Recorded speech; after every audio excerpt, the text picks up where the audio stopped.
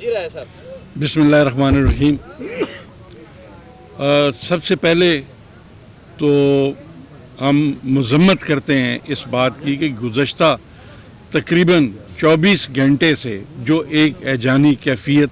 पंजाब में पैदा की गई है, हम पुरज़ोर अल्फाज में इसकी मजम्मत करते हैं।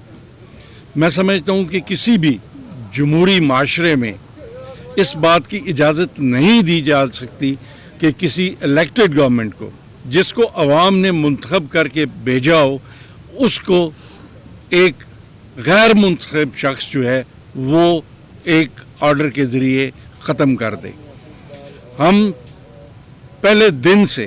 यानी कल शाम से ही हमारा ये मौक़िफ़ था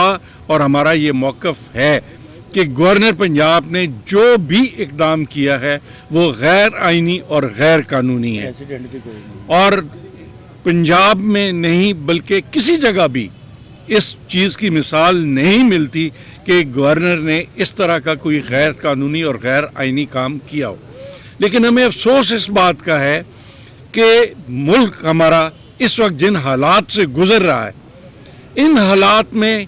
बजाय इसके कि हालात को दुरुस्त करने की कोशिश की जाए,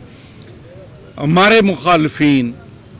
जो एक इम्पोर्टेड हुकूमत है वो हालात को मज़ीद बिगाड़ने की तरफ जा रही है, और जिस तरह उनको फैसिलिटेट किया जा रहा है और जिस तरह एक इम्पोर्टेड हुकूमत के गैर आइनी और गैर कानूनी जो इक़दामात हैं